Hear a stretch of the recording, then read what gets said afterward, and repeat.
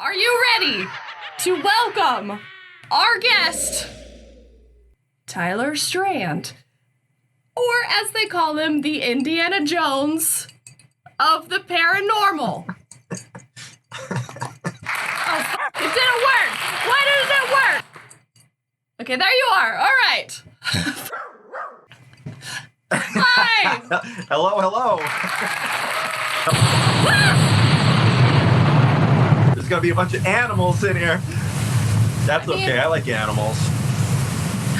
All right. Tyler Strand, welcome to the Spectral Sybil Show, where we talk about the paranormal, comedy, monsters.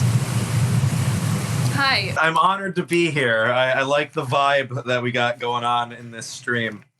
I like the aesthetic that we have occurring here. Thank you.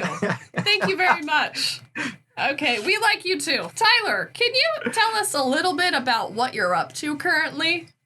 Oh my God, nothing good to start off. But Me too. What I'm up to, it's funny. I am actually, this might be an anticlimactic answer, but I'm actually just trying to relax and have alone time more than anything right now. But in the meantime of doing that, because I'm an artist, and I would still argue, I've always been very open, I would still argue a very infantile artist. Like I'm not as skilled as people might think.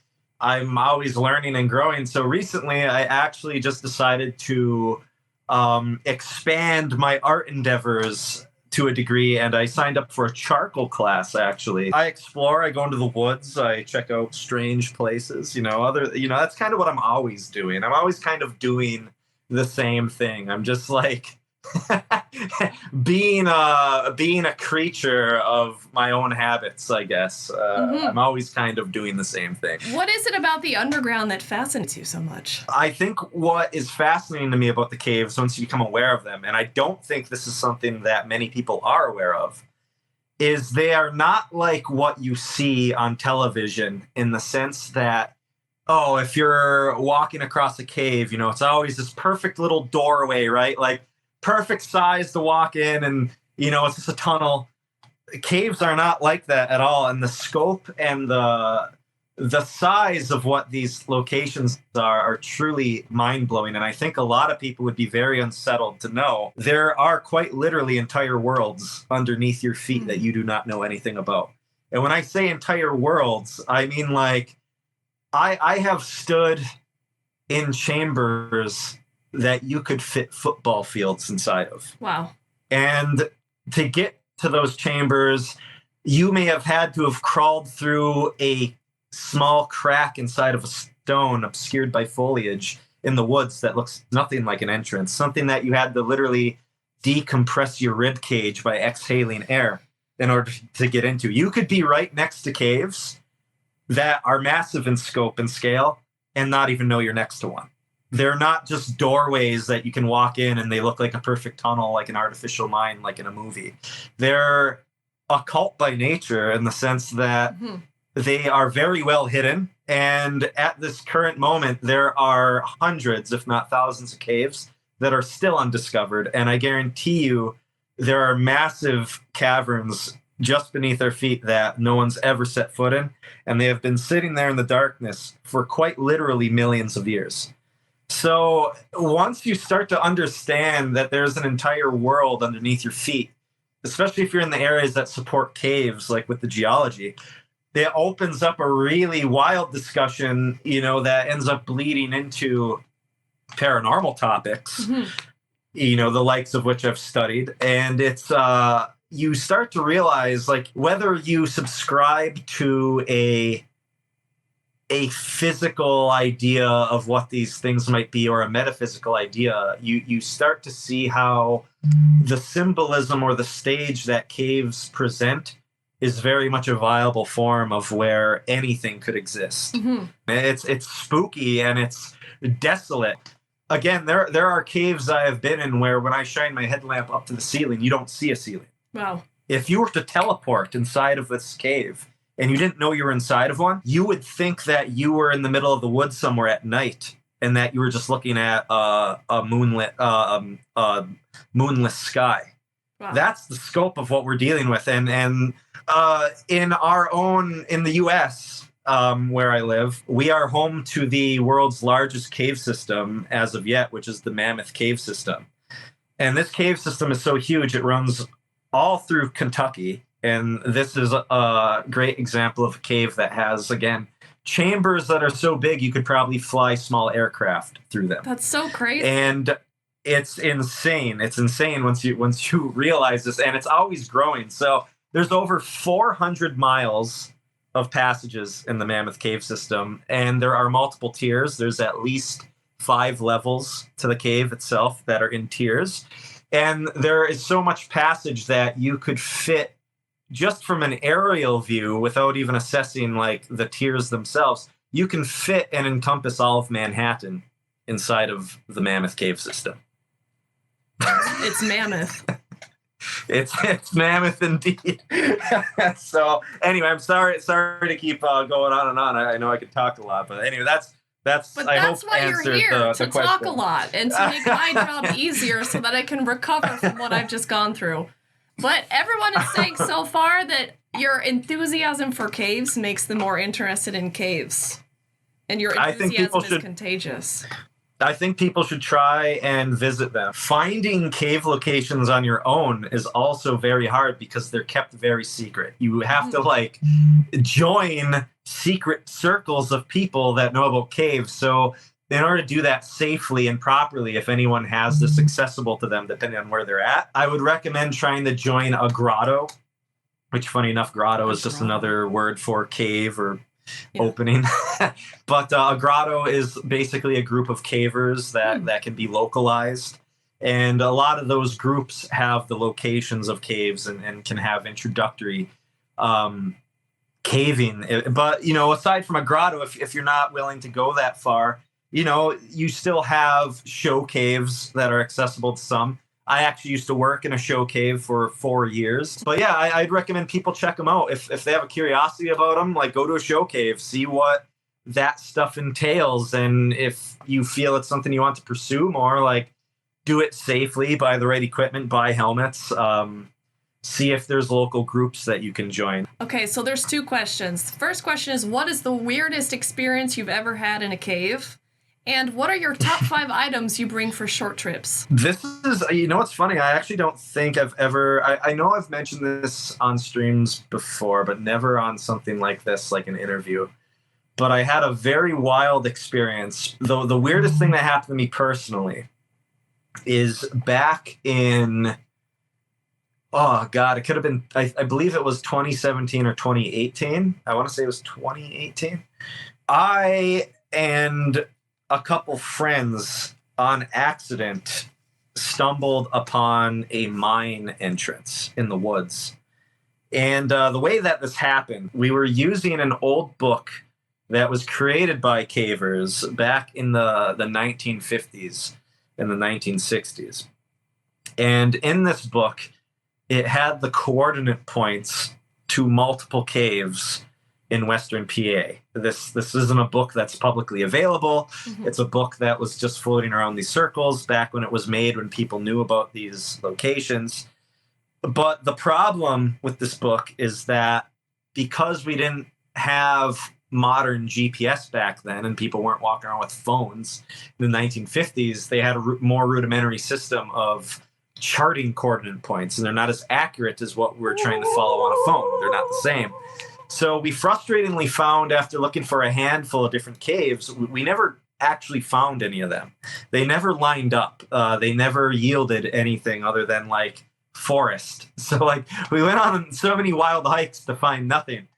Well, one of these excursions, we were looking for a wild cave that was supposed to have like a 40-foot waterfall at the back of it. Like this is a cave where you'd have to like wade chest deep in water to like reach the back, and there's supposed to be blind cave crayfish that have never left the cave, that literally evolved without eyes because they exist only in darkness. But instead of finding the cave that we were initially looking for, the coordinate points actually ironically led us to the entrance of a mine, which was a limestone quarry mine, an underground quarry mine. So if anyone is familiar with like underground quarries, they can be massive in scope. So we found it. It was a little opening up in a cliff face. We looked inside and there were just 200-foot giant tunnels that went back for miles and miles. Like when you were standing in this place, there are photographs of me in this place where like I look like an ant in like if there's an opening this big, there's like a speck dot that looks like me. And this allegedly went back for like 10 miles. I don't know if that's true, but I heard it went back for miles. And it was something that we weren't supposed to be in. So for those listeners, I would recommend not going in places you're not supposed to be in because you can get in trouble, which happened to me. But that's a different story. But one of the last times we entered this mine, we brought a guy with who had never been inside of like a cave before. But this mine was, because it was very open and very dry, because it wasn't like a natural cave, it was like, we felt like it's like, oh, he can come along. We gave him helmets, everything he needed for protection.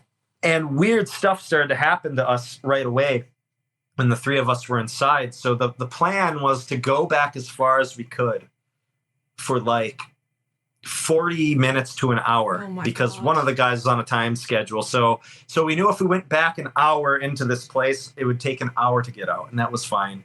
It took like an hour to hike in to begin with. So we start walking in, and like 20 minutes into this trip, we find this strange monolith, which is like, it was just a piece of breakdown that collapsed from the ceiling and happened to land like a giant monolith. But when we reached this monolith, the two guys I was with, they started hearing what they said sounded like women screaming deep off in the distance of this mine.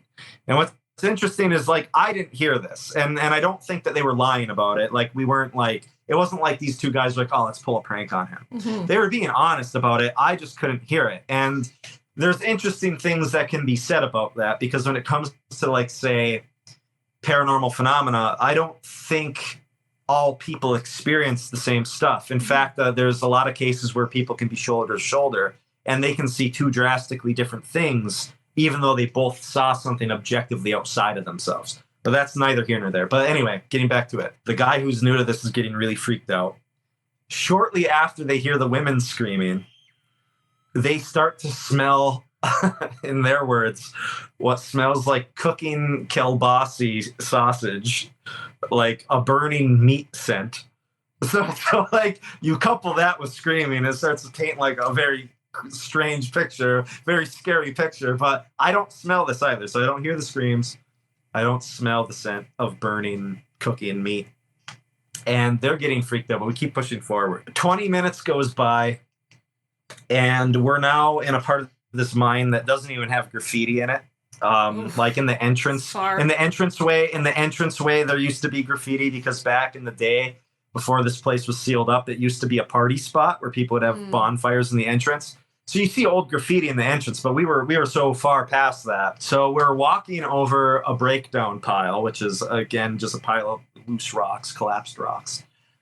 And after we walk over this pile, we hear this thing behind us, which sounds like an 8-foot tall giant lizard or snake hiss at us. And it like, I'm dead serious. Then it goes, so it's like, and I can't even replicate it. It was so loud that we all spun on our heels and like we all looked at the same spot, and there's nothing there. Like whatever this thing is, it's invisible, and we're all just like standing there like, what was that?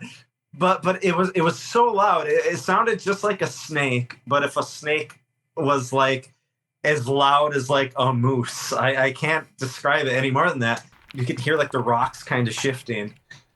And we stand there for like a minute or so in silence, staring at this place. And I called out loud, and I addressed whatever this thing may have been. And I said, I'm looking for a doorway. Can you lead me to one? And then we slowly moved from that place, kind of backtracking out of that place, and we kept going deeper. As we're going deeper, only a few minutes after this happened, keep in mind, so let me clarify. When this happened, we were 40 minutes 40 minutes into this mine. And the way this mine was set up, deep. And the way it's set up is it would be straight shots, tunnels, and then they would end. And then parallel right next to them, it would keep going. So kind of like jagged, like staggered, but they could go for a long time, these big tunnels. Only a few minutes after we had that weird occurrence, we're walking, and one of my friends is like, oh, look at this graffiti tag. Someone went this far back. I'm like, oh, weird. I'm like, they did, huh? And one of the guys is like, didn't we see that graffiti tag in the entrance? And I'm like, yeah, we did. I'm like, it must have been the same person. They must have like gone back this far. I'm like, that's really interesting. So we keep going forward. We keep walking. And then I notice another graffiti tag. Like these graffiti tags start popping up. And this one in particular was like, it was an upside down cross or some kind of cross. And it was old and it was weathered, like chipped away from like years. And I remembered a cross just like it in the entrance of the mine. And it was weathered in the same way as the one that was in the entrance of the mine. And I'm like, that's so weird. I'm like, this actually looks exactly like the tag that we saw in the beginning of this place. We rounded one corner right after that cross and the light from the entrance was shining in a matter of minutes. We never turned around. We like teleported back to the entrance of the mine in like 2 minutes after being 40 minutes deep inside of the mine. So I don't know what happened. That's the weirdest thing that happened to me. I know that there's like a lot of, it was very, very strange. And like I said, it wasn't a natural cave. This was a mine, particularly a limestone quarry mine, which are much more dangerous than caves, just for your listeners to hear that. Like mines are a lot more unstable than caves because they're not natural. I would find them more spooky because of the human element than unnatural. They are. Yeah, they really are. And I think there is a symbolism to that too, where it's like, this is something that human beings like took from the earth. So there's like a weird like negativity aspect to it. They definitely have a much spookier feeling than natural caves. That's an amazing story. I mean, I've been underground in the catacombs, but I had a guide with me, so I saw a lot of graffiti underground, and they weren't the catacombs with the bones and stuff. They were like underneath that, filled with water. Oh, sometimes. interesting. So cool. I was Very a little cool. bit like, ooh, I don't know about these water-filled tunnels. I would actually love. I've still yet to go into the catacombs. It's on my list that I would love to experience one of these days. We were listening to Moombahton while we were descending into the tunnels, and there was just all the walls were covered in mold, and there's just graffiti and mold, and at some point we were just like crawling through tiny spaces, and then we entered into this like this, you had to hunch over, and then just like a family came through, and we were like, oh, hello. and they had like a 7-year-old kid with them, and we were like, okay. And it's the weirdest thing, like when you're down there, because you really think, you have to enter into a weird place, you have to walk illegally down train tracks, and then there's this space in the wall that has been covered up by the police with cement because they don't want you to enter into the thing anymore. So people found another hole, and you have to kind of like squeeze through it. You're like, oh my God, what am I doing? This is how I die. You know what's funny? If you're referring to the Paris catacombs, I actually know exactly what train tunnel you're talking about. Yeah. And you have to turn all your lights off. I filmed the whole thing. It's really gorgeous. It's a gorgeous looking tunnel. And it was like dusk when we were entering, and we could see like all of the Paris cafes like up on the top level above us, like people eating dinner, and then we were just like we had to turn all our lights off and walk through, and it was just like this really poetic difference between the two worlds all of a sudden. And it's just the weirdest feeling when you meet people below, because you really think you're the only person down there, and all of a sudden you just you cross into a different tunnel, and then there's just like two teenagers, and you're just like, what's up? And they're like, hey. See that would freak me out. That would freak me out. I've never had the experience of like running into somebody. It's weird. Another like fun detail to add to that too just so people have like more context and more symbolism behind this kind of weirdness, is literally astronauts do practice runs inside of caves because caves mimic alien worlds. So they'll literally dress up and go deep underground and like act as if they're on an alien planet, because the geology and like the earth that they're traversing is very much mimics like what we would expect to find on alien planets, which is something interesting to like think on. And that's another thing, you know, like when you like, what's the fascination with caves? Like, if you guys do the research to understand how deep we've gone underground, you would be shocked. Like, we as people have not really gone any deeper than like a little over a mile underground. That's how that's it. Like, we have, so here's the thing, it's what you'll find that's longer than that. Like, I think the deepest we've ever drilled is 6 miles. As far as human beings actually going into the earth goes, we have not even scratched the surface. Like, if you were to look at the globe as a model, the tiniest scratch you could make on it is still not even comparable to how little and shallow we've gone into the underground, because it is harder for us to go underground than it is for us to go into space. So keep that in mind.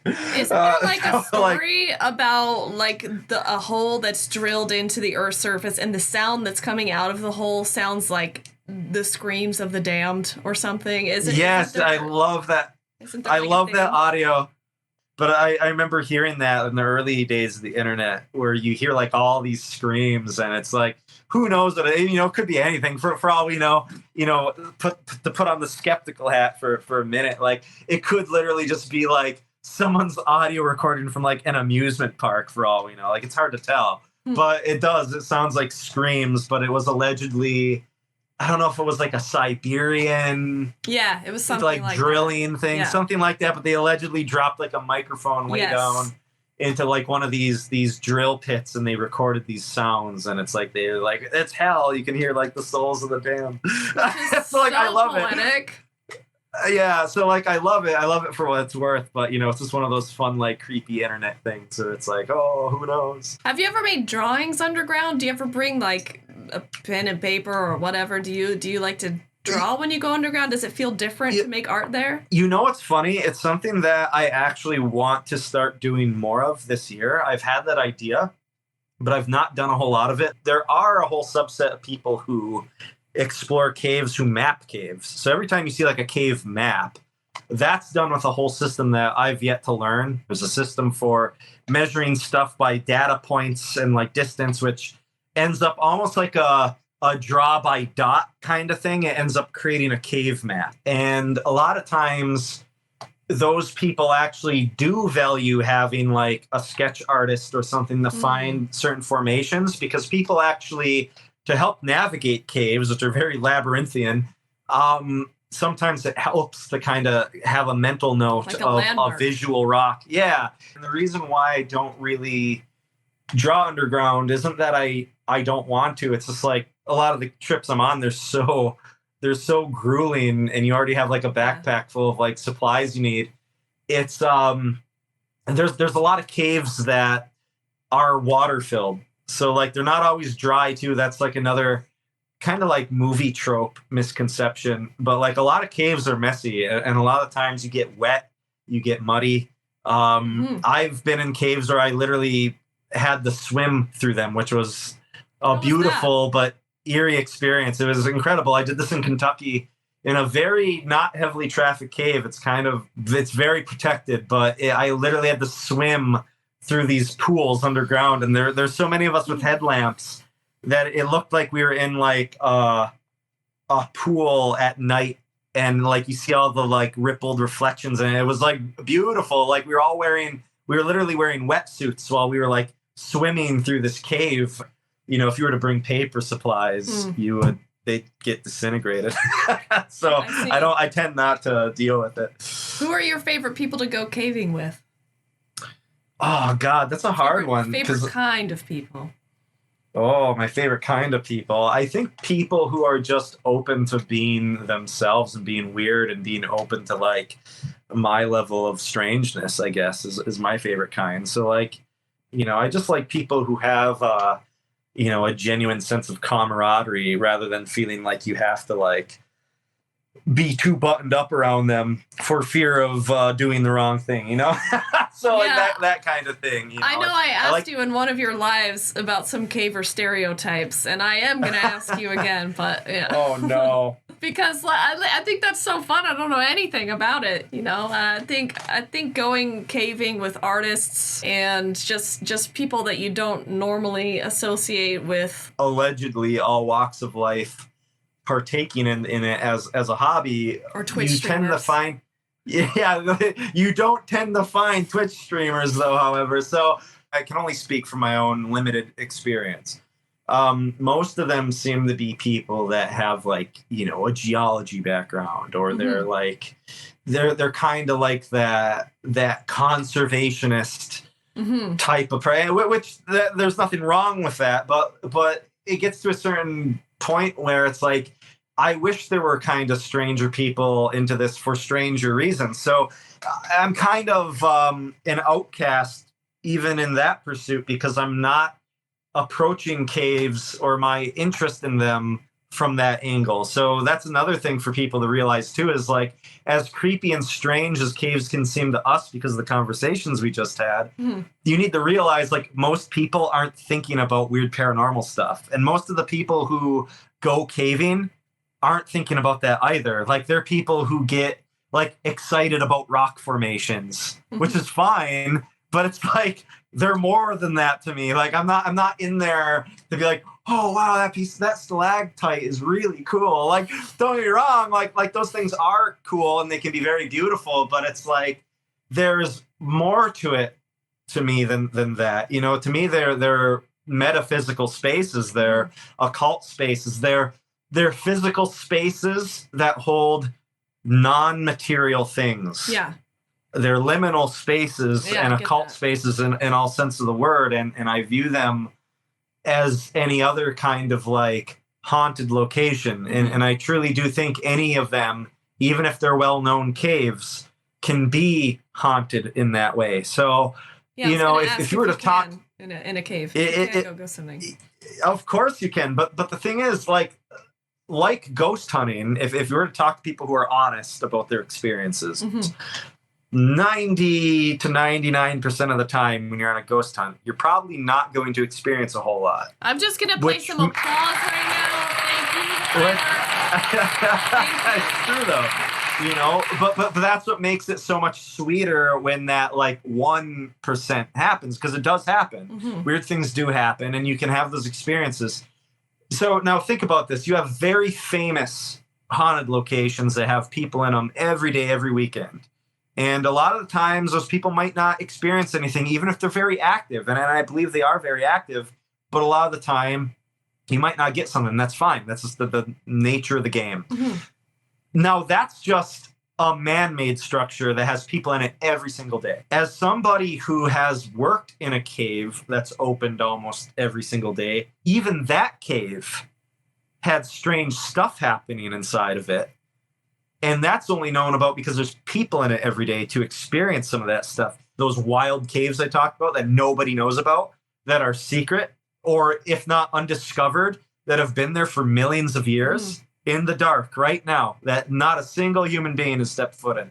Of course, there can be things in them. And so what I'm trying to say is, like, a show cave can have strange stuff happening. And I've seen strange stuff happen in show caves, or described to me in the place I used to work. I have no doubt that these natural caves that don't even have that traffic probably have weird stuff happening in them all the time. You're just not there to witness it. So it's that kind of thing where it's like, if a tree falls in the forest, did it ever make a sound? Like, imagine caves that you're never in and have been there for millions of years. And there's a lot of folklore that pertains to the underground, which is part of my interest in how it intersects into the, paranormal pursuits, whether it be like a study into the fairyland, which is predominantly underground. I think I think the study of fairy lore is very important in this pursuit, as silly as that can sound, because we have these and like fairy, you mean by the fae, like goblins. Yeah, the fae. Yeah, goblins, creatures, the undead, whatever you want to call them.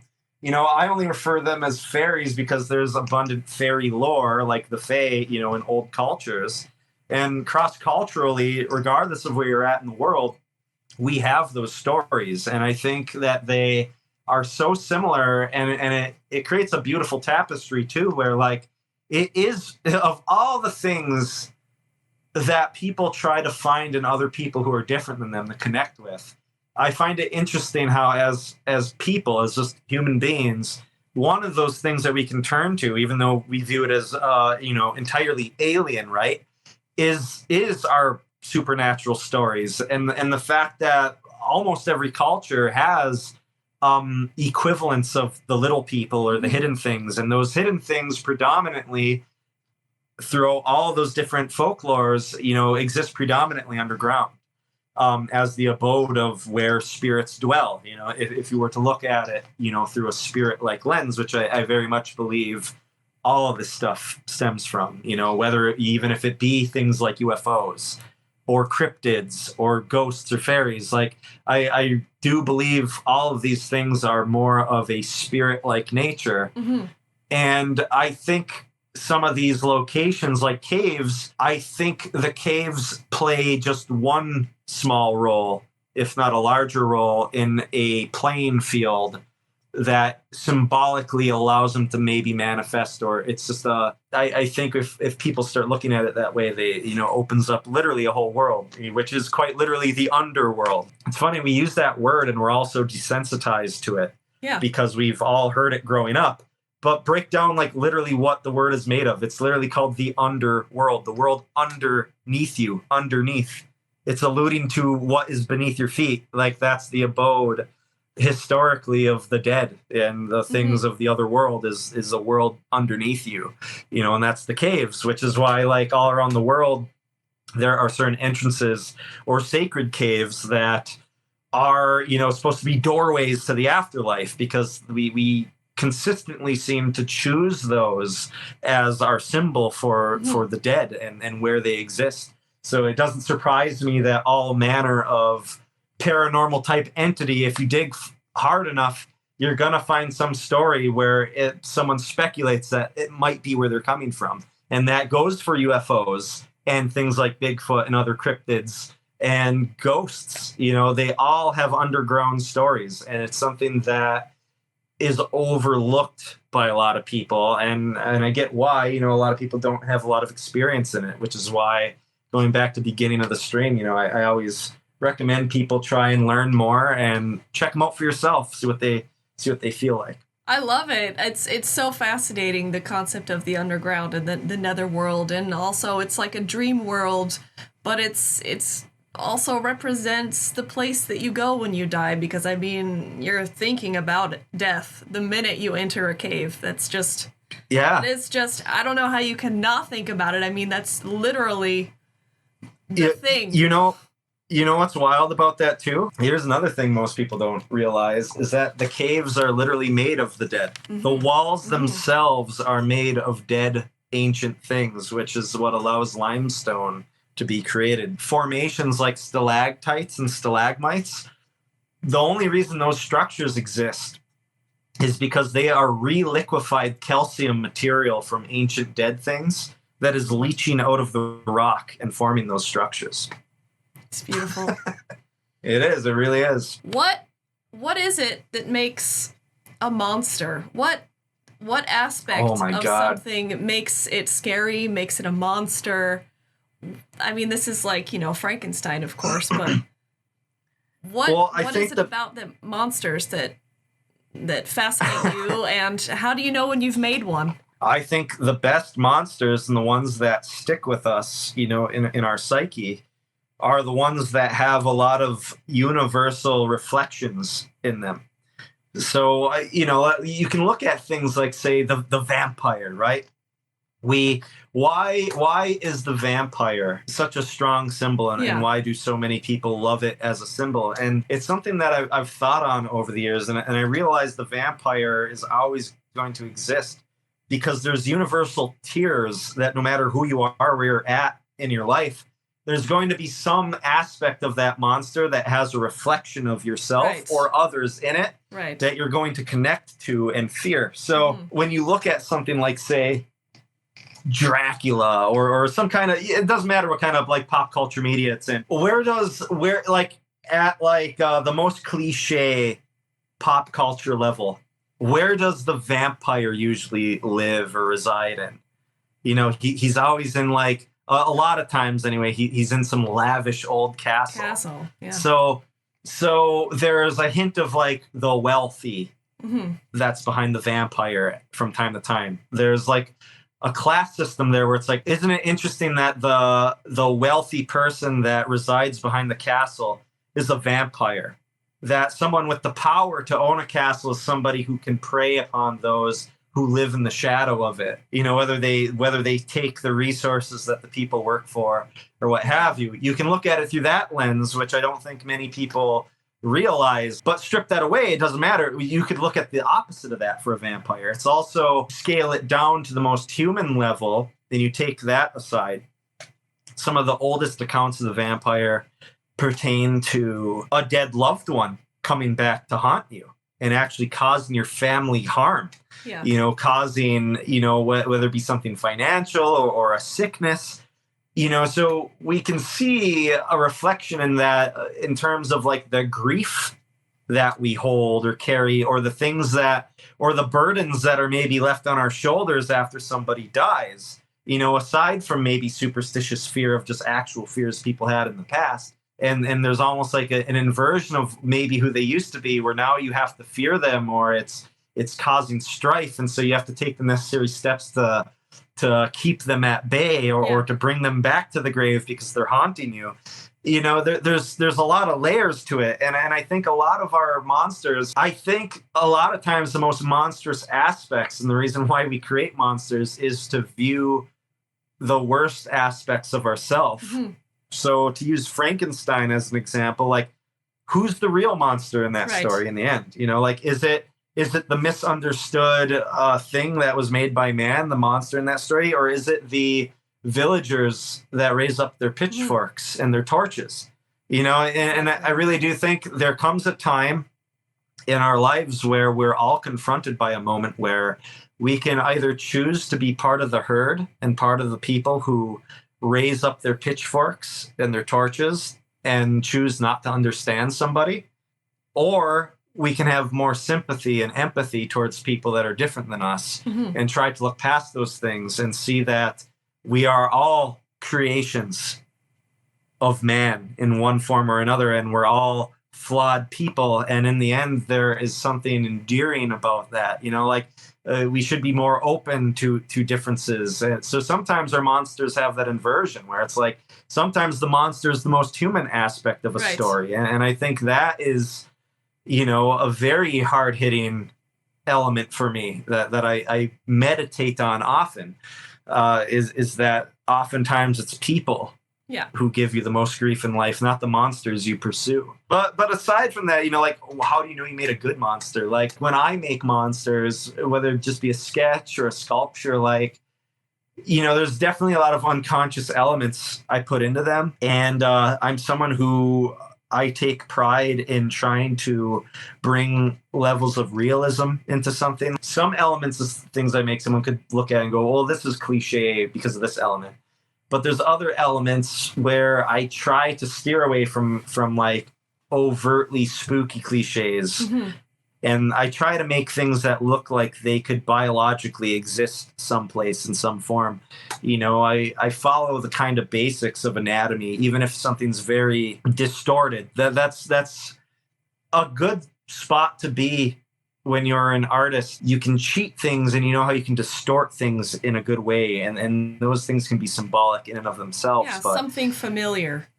Something familiar, yeah. I think that's a good way to put it. I think that's why the paranormal itself is populated with so many different cryptids and all these things that nobody seems to find, because they must just be good at hide and seek, right? Mm-hmm. They certainly couldn't be something more metaphysical. They must be out there hiding.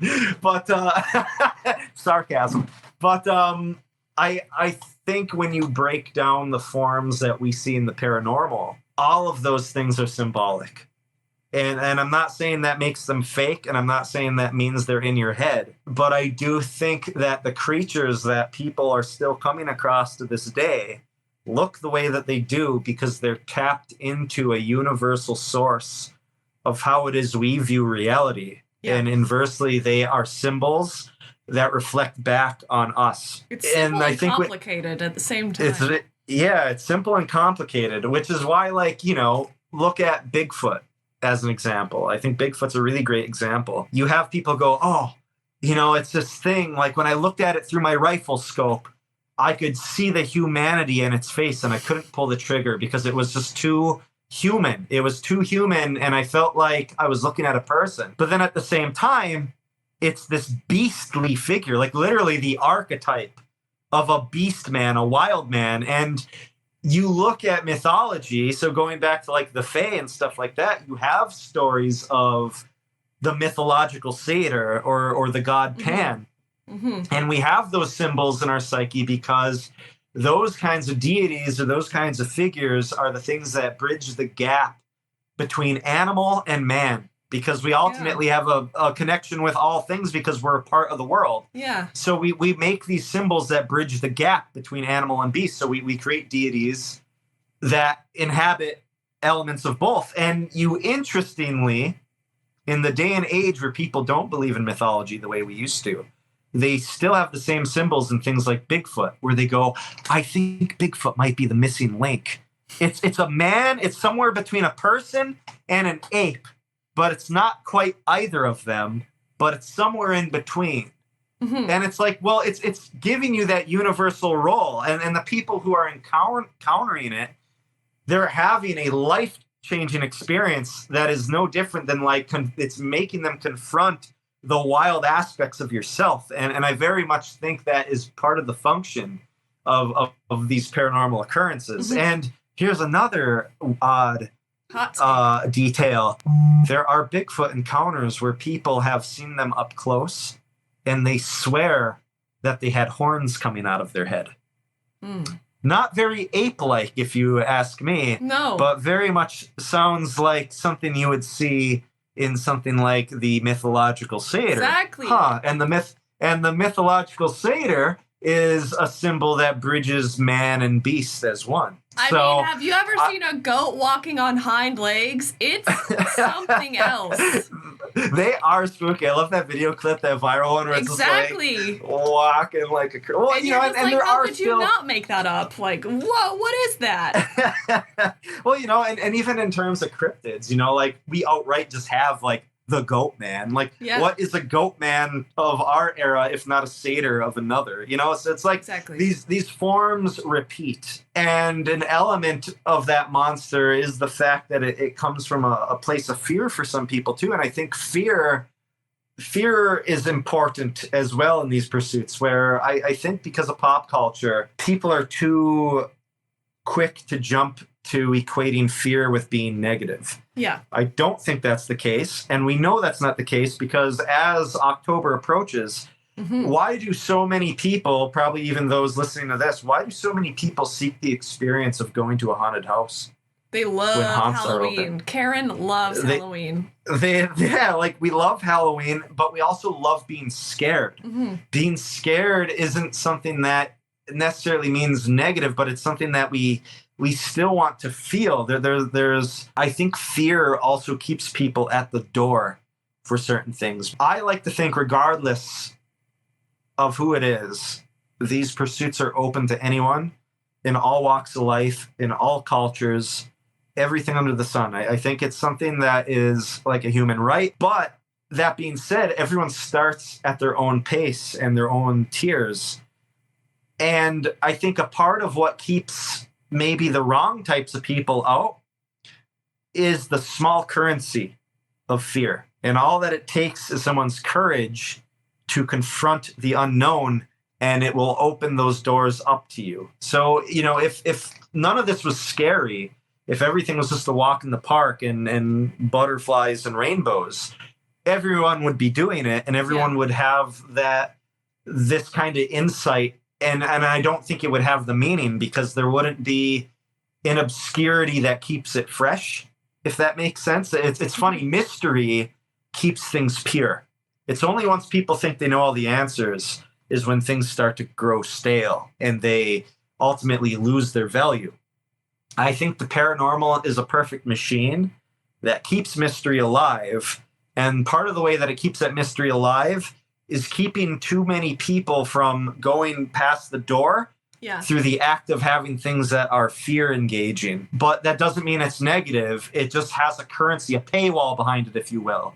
And those who pay with nothing but the currency of courage can have access to it. And that's kind of how I see all of these pursuits. And to me, that's why the monster will always be the perfect symbol for what we encounter on the other side, because what else would it be? What other form would this inhabit if it's something delivering that unknown knowledge? Like, we already have these themes of, like, people talk about, like, Lovecraftian horrors, and we talk about, like, all the hidden things that exist out in the darkness of space. And, like, it's the same kind of fears we had in the past when we had our sailing ships, which is why you look at old maps. Stuff. Scary. Huge scares. And like, why wouldn't it be? Like, you're stuck at the mercy of the waves. Mercy, exactly. Which is why there's so many ancient maps depicting krakens and other sea monsters, because it's like, that was space. Like that at that time, that was literally no different than us venturing into the deep darkness of outer space. You see even that parallel of, like, as above, so below. Yeah. And to paint the portrait and to give a symbol to that fear, we make monsters. And I think those monsters, though, symbols take on very real forms. And I do think people are seeing those forms. And it doesn't... the fear, yeah. Yeah, and it doesn't make them fake. I think they're real. I just think they can look like any menagerie of beasts, because that's, they're part of us, and part of us, we are the ones that make monsters. We're also the ones that seemingly make gods in our image. And I see no reason to see how they're all one grand tapestry of the whole. It's very interesting. I could talk about this for days. Me too. Are objects that artists make naturally haunted? I think that we are very capable of haunting objects ourselves. And I think people do it all the time. I think we haunt a lot of things that stem from us.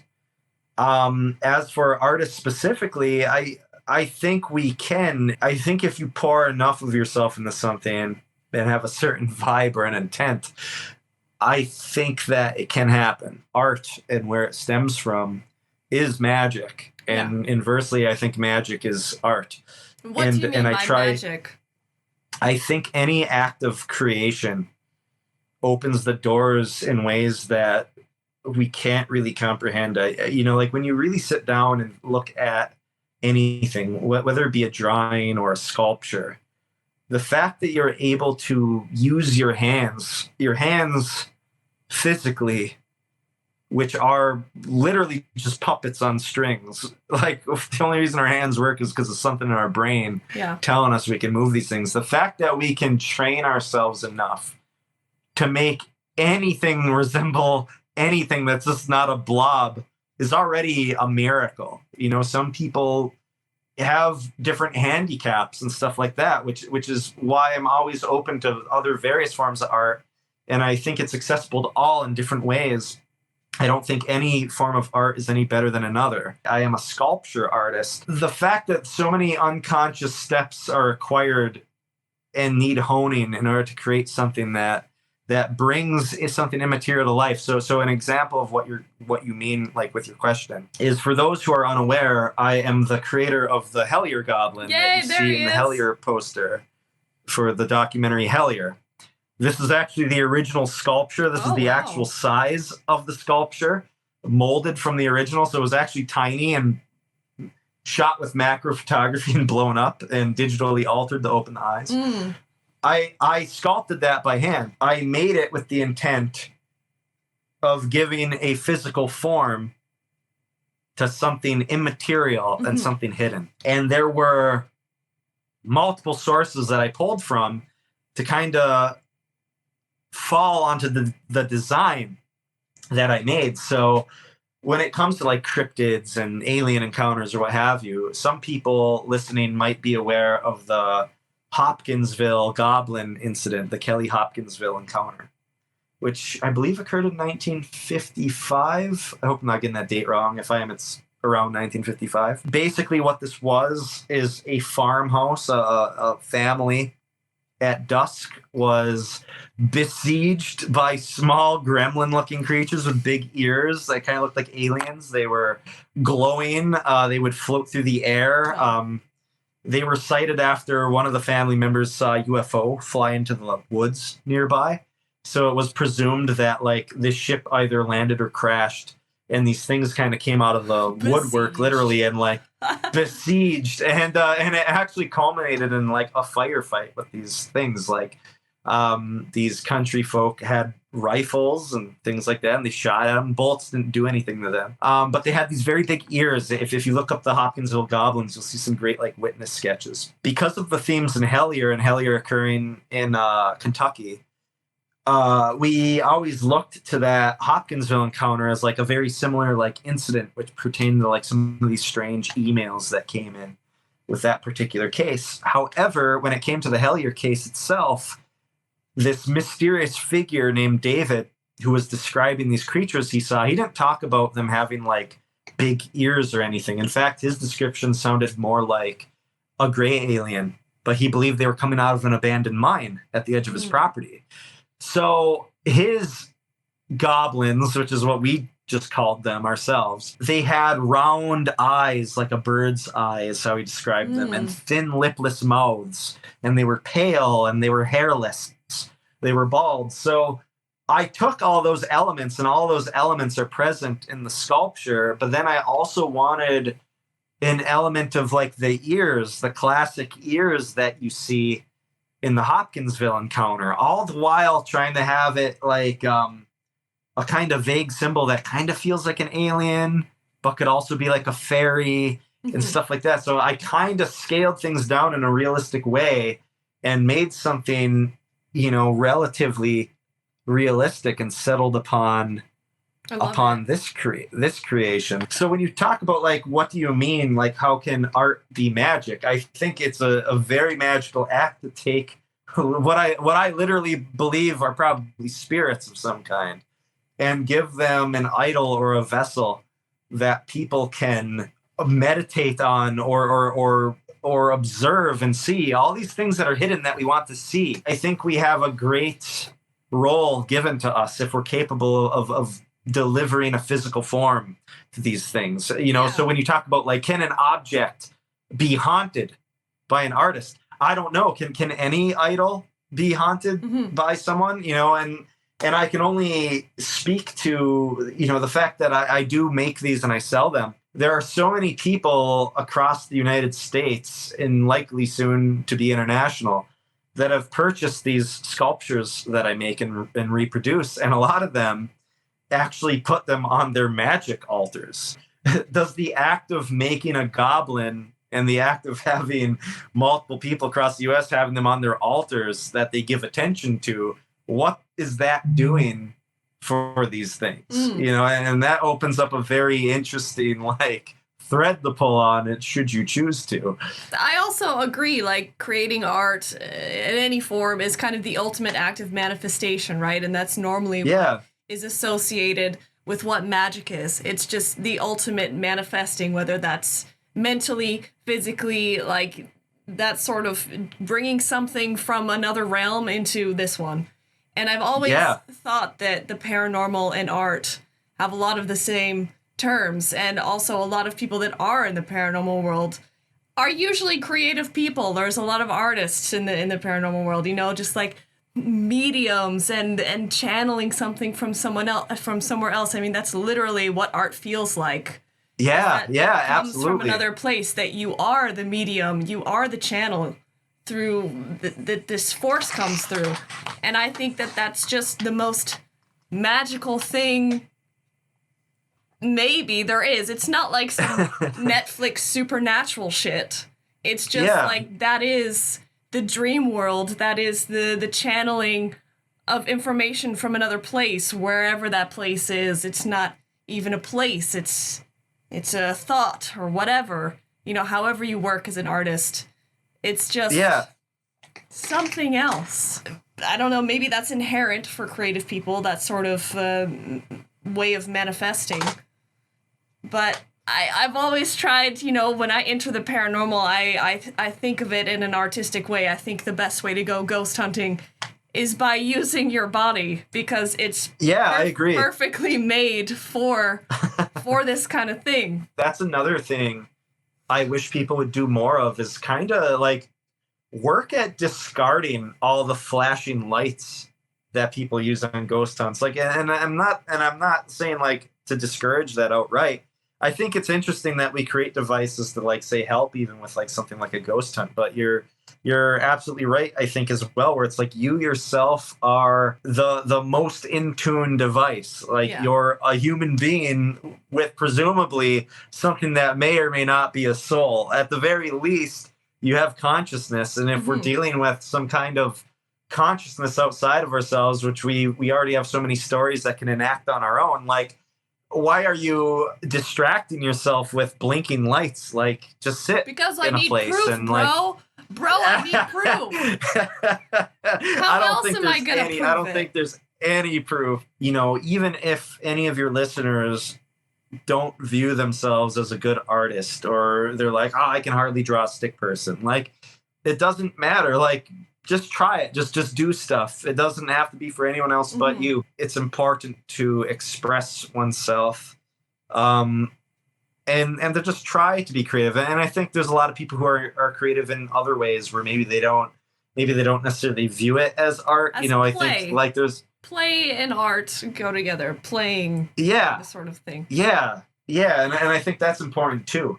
Especially with like paranormal pursuits. Every single thing I'm interested in, or every single thing that I do, to me, it all weaves into itself. It all is one big tapestry of it, whether that be monsters, whether that be cave exploring, whether that be creating art, you know, the occult, the pursuits of the supernatural. I think they all weave into one another. And it paints a world that's much stranger than the one that we have been led to believe. Right, and I think the most important, and I think the most important thing that comes from this stuff, or at least even maybe from some of my art, and I'm not even saying I'm successful with this, but at the very least, I hope that when people hear these strange stories, that their worldview is re-enchanted, because I think we need more enchantment in the world. It can only benefit our imagination. It all goes hand in hand, because like I don't think this world is the dull reality where we're told we have to wake up and go to our 9 to 5 every day just to scrape by and do meaningless tasks for people who don't even know our name. You know, like every single person, regardless of their background, their culture, race, it doesn't matter. Every single person is important. And I think all of these things are what bind us as one, or at least they're one thing. You know, the supernatural is one thing that all human beings, I believe, are confronted with or have in their culture. And that's a beautiful thing. It's something that shows it's a natural element of our planet. And that's another thing that pop culture kind of twists, especially when you have these terms like extraterrestrial and this thing or that thing, or interdimensional, which is all fine and good. They're all vague terms, but like I personally don't believe these things are coming from anywhere other than here. Yeah, exactly. 100% of your sightings are occurring where people are, and 100% of where people are is not very far outside of our own planet. So I would sooner believe that these things are coming from here than anywhere else, or at the very least, they're coming from us. I've become more connected to the wilds because of what I looked into with the supernatural than I ever have when I was maybe a little more jaded and negative towards things growing up, because you know I was I was shut off and sheltered from being open to that stuff. So I've become a better person in every way, shape, and form because of these pursuits. And I hope that it can do that for other people too. My last question is, before we have chat's questions. Chat, if you have a question, put it in now. Why do people take themselves so seriously in the paranormal? Everyone starts out somewhere, and I've seen people who maybe started off that way, being very serious, that have loosened up since, and they're like, oh, actually, there's a lot of humor in these pursuits too, which I think is very important. It's very important to have humor, especially if you're dealing with these topics, because of the nature of what they are and how that looks aesthetically. I wish everyone knew that. Yeah, and I think they will get there if you're honest about this stuff and you pursue it long enough. You'll get there. Believe me, it goes hand in hand too. There is an absurdist nature to this stuff, which is why the monsters and the things we experience are absolutely absurd. Like, if you're not capable of laughing at the absurdity of it, like, you don't understand what, like, a skeptic sees. But a skeptic is blind to the other symbolism where they don't. Like, I've reached a point where I see the absurdity and I embrace it because it's part of the phenomena itself is to be absurd. It is absurd by nature, but there's a hero complex that flows through a lot of people that pursue this, and it kind of like piggybacks off of, like, you know, we have this aesthetic where it's like, I'm a ghost hunter. So in order to show you that I'm a ghost hunter, I got to show you stuff that pertains to ghosts, which means dead people. Yeah. And then there's saying dead people equals skulls and graveyards. So if I'm going to show you skulls and graveyards, then that means I have to look and act like somebody who walks around skulls and graveyards. So I have to be cool guy, you know? So it's like, it's all dumb, you know, and it ends up becoming a caricature of what they initially were setting out to do, where then they end up jumping to a kind of, what's the word, a pseudo-scientific mindset where it's like, well, actually, I'm also a scientist, though. Yeah, exactly. It's like you can't have both. But, like, exactly. I mean, you can, but, like, oh my God. You know, Thank it's you. like, it's Applause. okay. It's like, here's the thing. It is okay to say you do not know what is going on with this, because nobody does. Just because of research and stuff, like, I have a lot of ideas of how far some of this stuff can go. But in the end, it's still a mystery. And I think more people need to come to the understanding that perhaps the mystery of it all is actually the most important element of it. There's too many people who feel that it is a weakness rather than a strength to say that you don't know.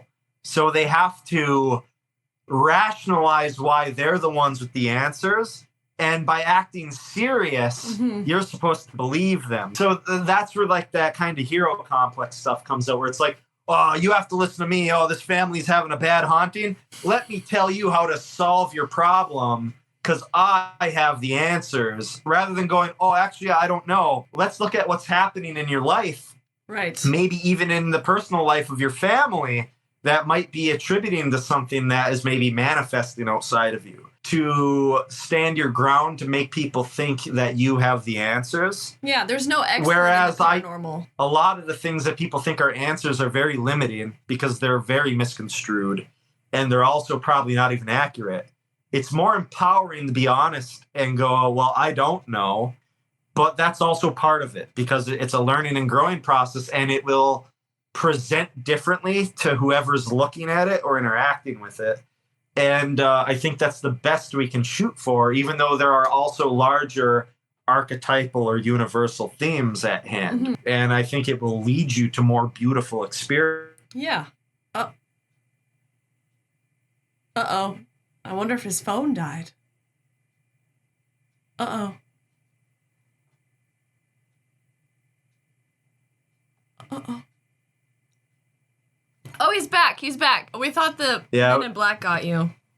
Well, they might have. I mean, it's bound to happen any day at this point. You know, it's funny that you say that. Like, on a serious note, for those willing to look at the symbolism of it, there will come a time, though, if you do choose to pursue these things, as beautiful as it is, you will confront monsters, and you will have that time in the darkness, and it's something that I think you need to navigate through and come out the other side, which is part of the journey of entering the labyrinth.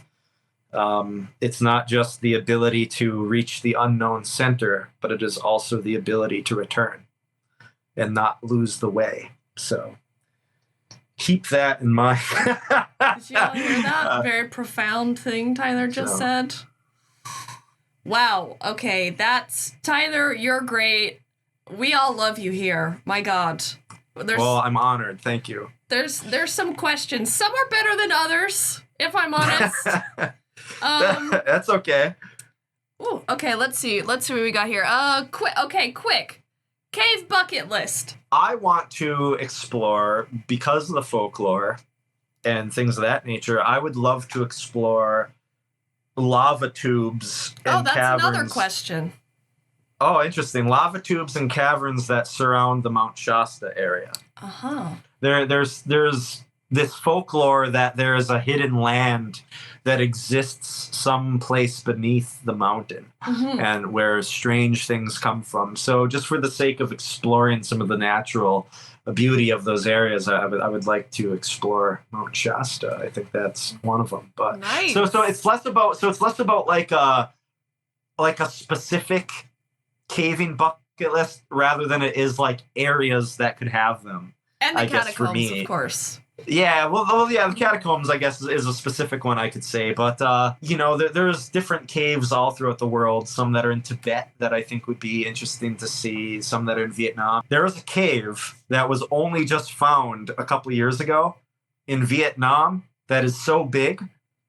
There's an entire ecosystem in a jungle inside the cave. Yeah, that was only just discovered. Creatures. Okay, a question from Vile says, have you ever seen a naked mole rat on the ground? Were they embarrassed about being naked?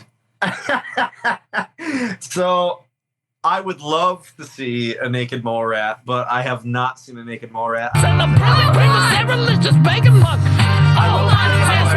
Okay, that was windbag. Jesus, Max, you did that. Oh my God. Okay, I thought that was off. Why would you do it if you thought it was off? Oh my God, that was so loud. Sorry about that. That's incredible. I love that so much. I forgot what I asked you. Oh yeah, naked mole rats. Yeah, so I've not seen a naked mole rat. However, I have followed a pack rat through a cave once. A big rat, a big woodland rat. I didn't think you'd have a good answer for this. Okay. Yeah. You want to know what's funny too? On another mundane level of one of the other spookiest things I've seen in a cave, my friend and I were exploring a wild area and we came across this aperture. And I'm looking down at these white rocks as I'm crawling towards them. Like, man, it's so weird how they look like eggs. And I walked into the entrance, this darkness, and my headlamp is shining, and I see the shine of a giant winged arm begin to shift, and I realized I crawled into the nest of a giant turkey vulture. Whoa! And those were actually its eggs, so I had to crawl backwards before it attacked me. And I waited outside the entrance. I'm like, oh my God, dude. I'm like, there is a vulture the size of a dog inside this cave. And while we waited outside, the smell of rotting flesh started to waft out of the cave. And the reason why I learned this because of this incident, because I had to look it up. Turkey vultures, when threatened, will projectile vomit like the dinosaur in Jurassic Park. They will projectile vomit the contents of their stomach all over and will actually try to hit the perpetrator as a defense mechanism body. You got out of there just in time. I'm glad it didn't hit you. Okay, Critter Jason says top 5 items you bring short caving trips. 5 necessities. Obviously a helmet. Mm-hmm. Want a caving helmet, because I promise you will hit your head and scrape your head if you do not have a helmet. On that helmet, you should have at least 3 forms of light. So on my helmet, funny enough, I have it right here. On my helmet, just on the helmet itself, I have 3 different headlamps. And that is standard for a caver. If you look at photographs of different cavers, you'll notice a lot of them actually have multiple headlamps, and that's because literally your light is your life source. There are a lot of stories where someone went into a cave, even if it's a simple cave, with one light, and that light burns out for whatever reason, and they cannot find their way out. Like, I'm terrified. You are in the dark. That. You are trapped. You're dead. I was actually in a cave this past year, like this year, where all 3 of my lights actually started to die right towards the end, and it was shocking because it was like all of them were charged, all of them had new batteries, but like for some reason, right towards the end, I actually had problems with all of my lights. So, it's also not a bad idea to have some backups. Another item on that note is I would say also, if you have water sensitive things, like get waterproof cases for stuff that you might need. If not your headlamps themselves, so like get waterproof headlamps as well. That will help.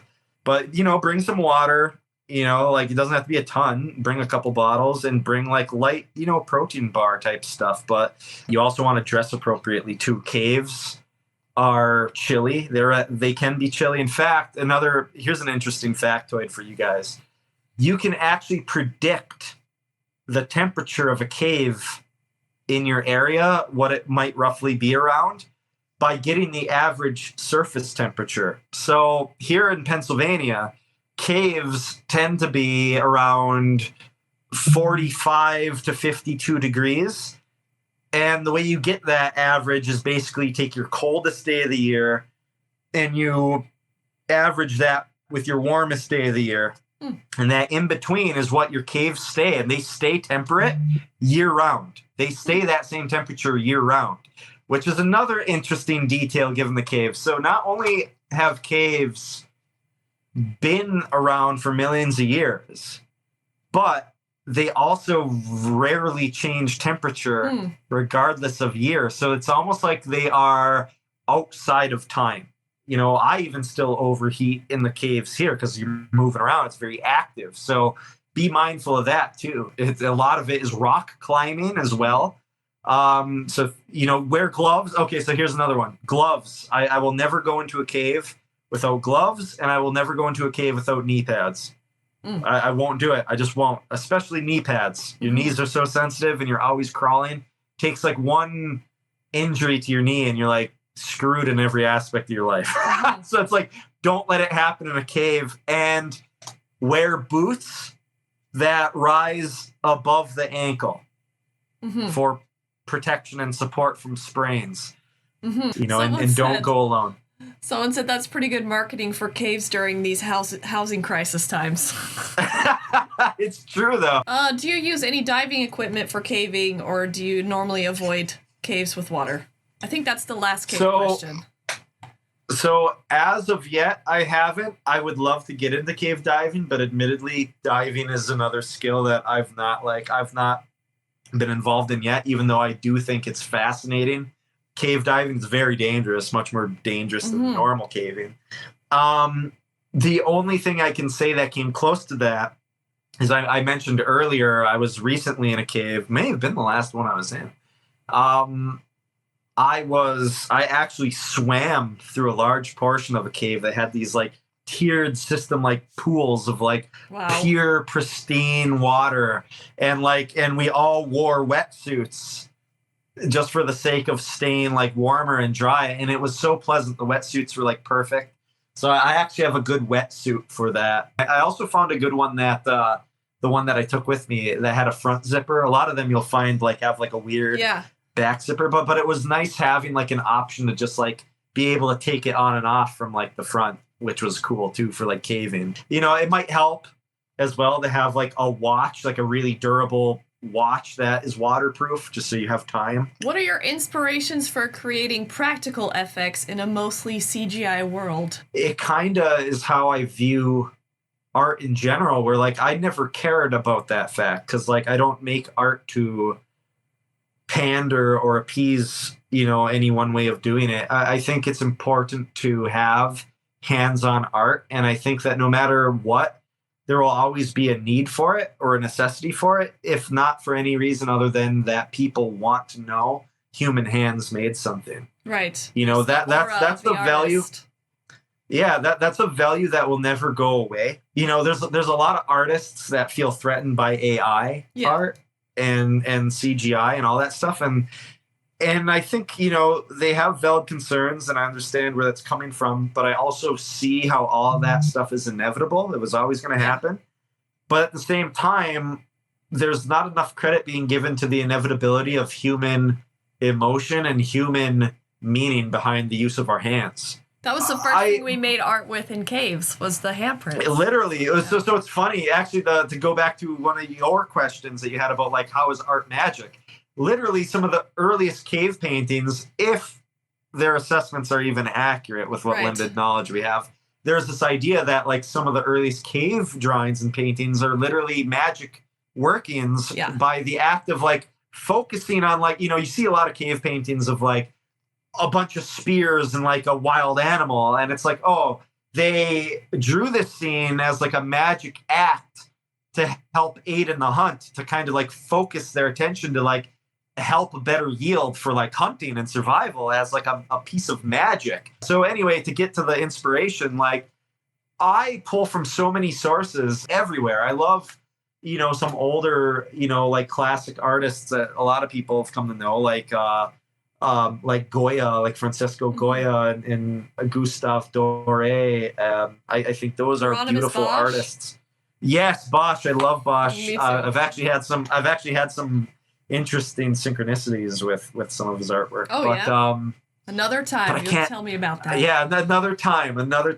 You know, I still love some of the old movie monsters or more modern movie monsters. The effects crew that's worked on things like Pan's Labyrinth and a lot of Guillermo del Toro's type films. You know, as a kid who grew up in a very far northern town, would match temperatures that would match the Arctic every year. Very brutal winters.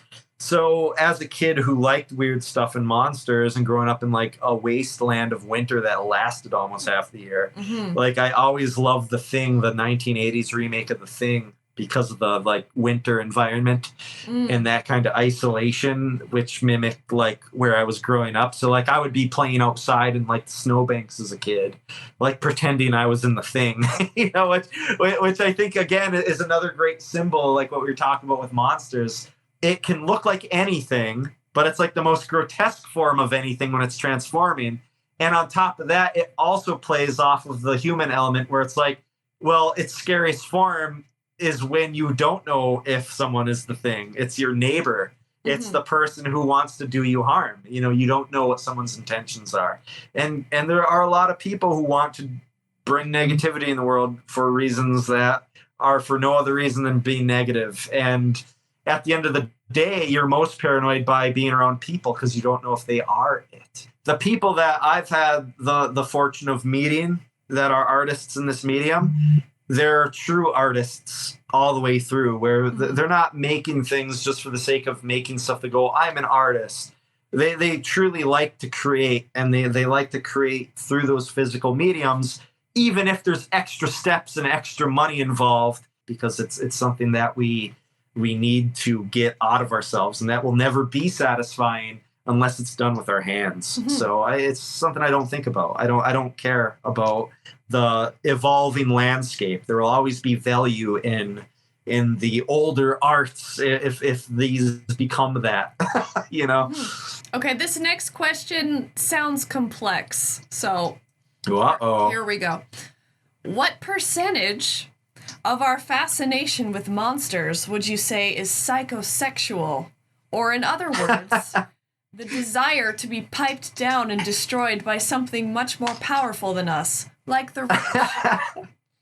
I mean, I don't know if I'd have an accurate percentage, but like there's definitely at least a higher percentage, right? Because like, so that is a whole other subtext between things like the vampire, the fact that you have this penetration and the sharing of fluids, and then you also have like, on a viral level, and not to discourage anyone who may suffer from those kinds of things, you also do have that transformation aspect too, right? Where like after being bitten, whether it be by a werewolf or by a vampire, it also affects you. You change because of that.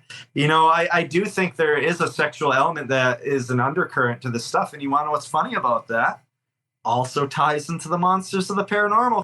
There are strange details revolving around the fact that a lot of these things appear in lovers' lanes areas. Oh, right. Of course. That's an actual pattern. Include the sexual stuff about the caves. You guys behaved yourself. Tyler was going to answer. It all ties in. So like one of the things that are underreported, and sometimes it's underreported because of the witness's own embarrassment, is that a lot of the times when they see something strange, they see it during the act of lovemaking. And a lot of these places that are the most active, that people see the most stuff, are actually lovers' lanes, places where people literally go to do that. So there's a weird element to this stuff where it's like, what is it about that act that draws monsters forth? So you can look at places like, to use one of the more famous examples, you have Point Pleasant in West Virginia. You have the TNT area where these abandoned domes are, which is where the Mothman was sighted. That's a Lover's Lane area. It's out in the woods. People go there to do that stuff. It's literally what it is. Brown Mountain Lights in North Carolina, a place where people talk about UFOs coming out of the mountain and entrances opening up into the underground. It's a lookout area. It's a Lover's Lane area where there's a lot of pull-off areas. People drive up that mountain on that dirt road to do that. There's a lot of lovers' lanes, if you look at the patterns of this phenomena, that spring up around that. So there's an argument to be made that this phenomena is seemingly attracted to that element of human nature as well. So you look at the themes that are the undercurrent of alien abduction. What happens a lot of the times? What are all the tropes, right? Buttholes. Definitely buttholes. But, there's something about that. So you can ask me, why do you think that is? One idea behind it, scale it back to ghosts to make this point. You look at something like a Civil War battlefield. Why do we think that Civil War battlefields are haunted? We think that they're haunted because there's a lot of death that occurs there. Or trauma, but there's an idea that maybe that where places have a lot of death, there's a thinning of the veil. Let's say that there are areas where the veil is thinned because there's a lot of death and life passing into another state of being. So maybe there's thin spots. It gets weathered. Wouldn't it stand to reason that the same could be said for the act of souls or spirits coming into existence? And what brings souls into existence if not the act of reproduction? Obviously people use these kinds of acts in magic. Why does that work? Why do people think that works? It's a raising of energy. There's unconscious elements where you're out of your own head. You're in an altered state of mind. All of that stuff can play a part, so like, let's take all that away. Let's take like spiritual ideas that may or may not be true out of the equation. Just the act of, if you want to say altered states of consciousness can produce actual visitations or a response. What is the act of sex if not an altered state of consciousness? Maybe they should be telling us that in high school to stop kids. Be like, you want monsters? Because this is how you get monsters. But no, but do you want a Halloweener? Like that's how you get Halloweeners. Yeah. Someone said, how that do I permeates freeze a cave? Well, here's the thing. What do the entrances of a lot of caves look like? I don't know. There are caves that are intentionally worshipped or viewed or titled because of the fact that they take on the appearance of a vulva. So the outside of a cavern, interestingly, often mimics the forms that we see in a vulva. What do you see once you get inside of a cave? What hangs down from the ceiling and the floors? Oh, yeah. Cave wieners. Cave wieners, for sure. So you have phallic forms that also quite literally litter the landscape of the inside of the cave. So if you want to like break down archetypes into like these big universal two that you see in a lot of ancient cultures, you have a blending of masculine and feminine, and those converge inside of caves. So when you look at caves as initiatory locations, places where people would go to confront ritual or to perform ritual, quite literally the act of entering them and then leaving them is a rebirth. So the act of leaving the cave where you had, whether it be scary experiences or this ritual or this liminal state, on some symbolic or psychological level, there have been parallels made to talk about how we are re-entering the womb. And the act of growing and changing inside of that, and the act of leaving a changed person, is ultimately a rebirth. Yeah, so the that's guide another said way. exactly this, which is so interesting. It's like you that get is reborn interesting. every time you leave. Interesting, So cool. yeah. So it all mimics that. But I also, again, when we talk about monsters, this is why I'm saying everything perfectly flows in and out of itself with everything we've talked about. Literal stone that takes millions of years to erode and erodes from the flow of water forms solid stone in the same way our flesh mimics. There's something interesting to be said about that. Most of your listeners have seen some kind of meme or another where you see the veins or the capillaries in the human eye up close, and there's like a picture of like tree branches and how they look the same, and how roots look like veins, and you know, like we have all those forms. All this stuff. You know, there is a reality without being like too woo-woo about it. Like, the reality is, when you're able to take that many steps back, there really is a truth that we are a reflection of a lot of nature's forms because we are an aspect of nature. And I don't think you need to be some kind of like person that's just untethered from reality to see that. It is true. And it's a beautiful realization once you're like, wow, how powerful that, like, yeah, we have these forms because it's like everything in our reality adheres to these forms. And I think once you have that realization, that also helps your kind of viewpoint of interacting with reality on a symbolic level, like what I'm saying with ritual and the way that we view the world, because we are the world and the world is us. The same way the monsters that we talk about are us. They're all reflections, and those reflections are not only in the monsters that inhabit the caves, they're also the caves themselves. And that's why I love it. It all connects. Next question. Are you single? I am, in fact. I'll put it this way. I'm always open to not being single. And I think it's a great goal to achieve if one were to find the one. You know, I think that's also a beautiful thing to aspire to. But I also, because of the way I live my life, should I never find that, I'm also okay. I'm more than okay with never not being single. So, like, I don't know. I don't have a good question, but yeah, I guess I am. Not a lot of dating, but entering a lot of caves. Yes. Funny how that works, huh? If you were a soup, what flavor would you be? I grew up never really liking soup, only because I don't like hot food, and soup tends to be hot. Yeah, I don't like hot food.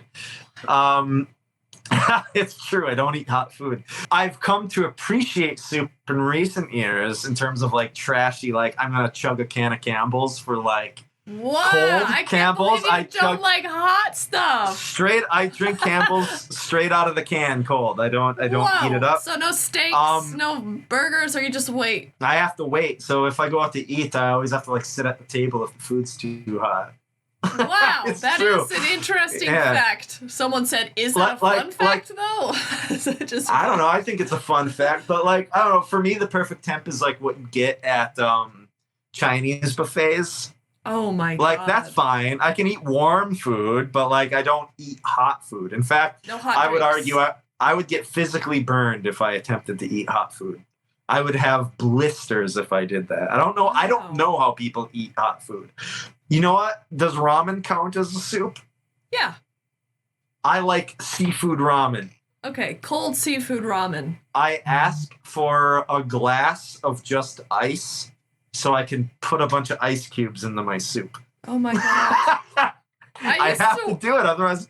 I used to work as a cook for a long time, so I'm just like, if I got your order, please don't.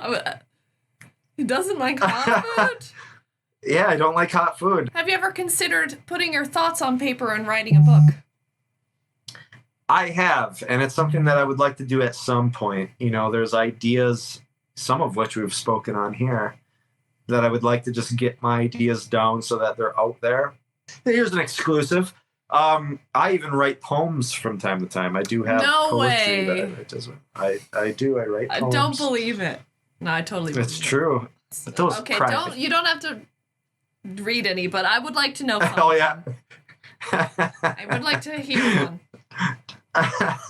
Some of them are more complex. Some of them are simple. But that's okay. Best cave theme song to get you hyped. Oh God. I have one, but I want to refrain from bringing it up at the moment. I do actually have a caving song, but I don't want to. Why? Is it Limp Bizkit or something? No. It's not Limp Bizkit. Let me think.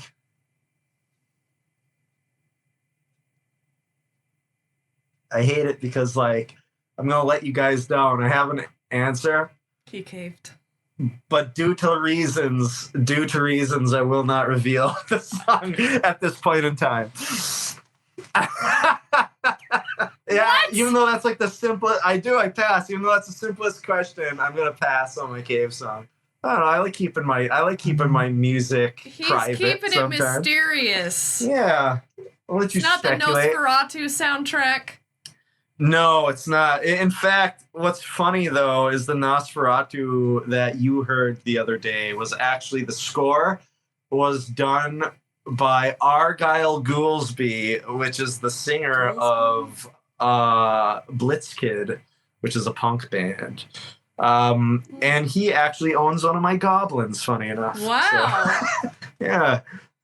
But yeah, I don't know. I just am what I am. And I myself am a creature, which is why I will always be someone who sides with the monster burned at the stake rather than the villager that raises his pitchfork. And I hope that you will do the same.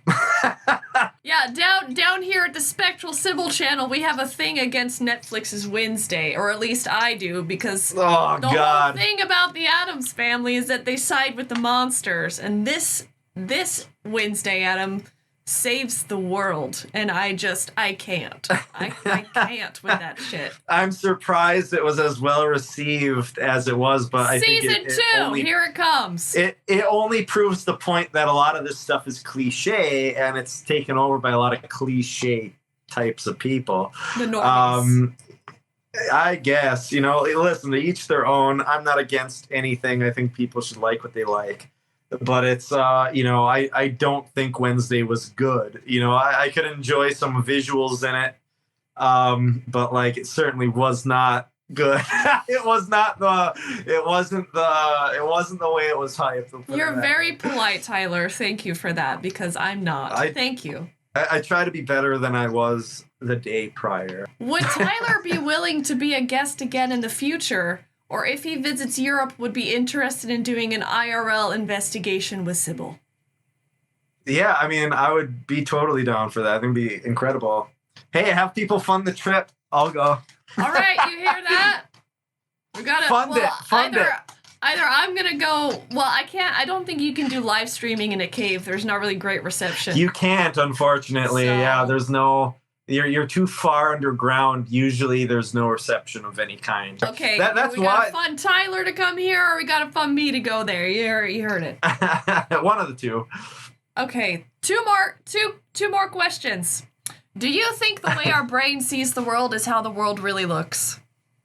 Not at all. And this is another shocking thing for you really have to go outside of yourself.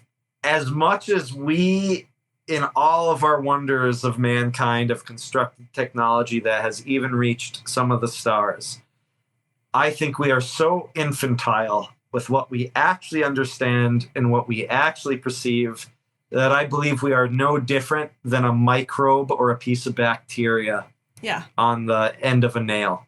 A fly, when it's sitting on your windowsill at night, if it was able to talk to flies, other flies in a personified form, as like how you and I can speak to each other, and it saw a car with its headlamps on drive down that dark road, illuminating the window for a brief second, what do you think that fly would tell the other flies that it saw? It would say, I had this really strange experience where I thought it was nighttime, but then daytime suddenly came to be, and I was like in a daytime land, and then it was gone just as quickly as it came. I don't know how it works, but like somehow the sun came out of nowhere and it illuminated my reality. Now, what's funny about using this analogy is like the fly is honest in all sense of its capabilities of understanding what it saw. However, do you think that fly would have any comprehension that not only was that not the sun, not only was that not the day, but there's a thing called electricity. Not only was there electricity, but that electricity was crafted by a hidden living creature that was inside of a metal box with wheels that it made for its own transport to move faster than it's capable of doing, with its own legs, all of which the fly never saw, because to the fly, that moment so brief was just illumination from the sun. I think there's a lot in our reality that is invisible and is hidden. The paranormal is just one small facet of that, and I think we're only seeing less than our comprehension of a fragment of what that is, which is why I go back to saying what I said earlier, which is like, it's far better to say we don't understand, but to just be open to the mystery and the possibilities without judging each other too harshly for our views, to just extract from it what we can, because I don't think that makes the fly dumb. I don't think anything is dumb. I don't think the fish that will never know what it is to swim through space is dumb. It has its own world. But if you were to tell that fish that not only is there sky above it, but space above the sky, there are things that to that fish that are incomprehensible, even though that fish lives within its own means and within its own bubble of reality that it will never escape from. Its biology will never permit it to escape the realm that it's been assigned to. And I think human beings have that same structure, even though we can't perceive it. We don't know what that is, and I can only speculate. But if we're going to be logically honest, I think it would be at least naive to not assess the possibility that we are in such a bubble ourselves. And that's okay. It's okay to be, because we're trying to see if we can understand or see outside of it. And sometimes some people might. And I think that's where we get glimpses of these monsters. But anyway, I digress. Someone said that should be the opening of your book, that story. That could be. I don't know. All right. Would you date the supernatural? Yeah, why not? Yeah, figured that would be a simple one. Thank you so much, Tyler. You're awesome. I'm giving you an applause. Everybody, hell yeah, Tyler. This was grand. That went on way longer than I expected, but I loved every minute of it. Well, thank you for having me. I thought it was really great. I think we covered a lot of cool ground. It's not something I'm used to still, or at least I've not had a whole lot of experience in them. But you seem very comfortable. I'm nothing but honest. Like I said, I'm just someone who I myself has a lot of more questions than answers. And, but I try to hold a view of reality that allows the doors to stay open, because I really do think that we know nothing. And that's an empowering thing. not a diminishing thing. I think everyone should adopt the mindset that you know nothing and that it's okay to try and learn what you can in what limited time that we have, but be open to the possibilities and that we live in a reality that is much, much stranger than what the structure of the status quo tells us it to be. And I think that's why monsters continue to knock upon our doors from time to time to remind us that the place that we think we hold on this planet is not the place that we actually hold. There are many things that are yet to be seen and discovered, and I think that they are waiting out there for those who are curious enough and pure enough in their curiosity, honest enough in their curiosity to pursue if they want to see for themselves. And it can lead you down terrifying paths, turbulent paths, but also constructive and beautiful paths. And I think all of the above, if not simultaneously. So take that for what it's worth. It's neither one thing or another. And that's where the mystery of it all resides. And I think we are nothing if not at the mercy of our own curiosity and the things that we can't control that exist alongside us, but invisible yet ever present. Exactly. It's beautiful. It's complex and simple at the same time. It's visible It is. and invisible. Yeah, give it up for Tyler. That was awesome. Everyone says, wee! Okay, bye.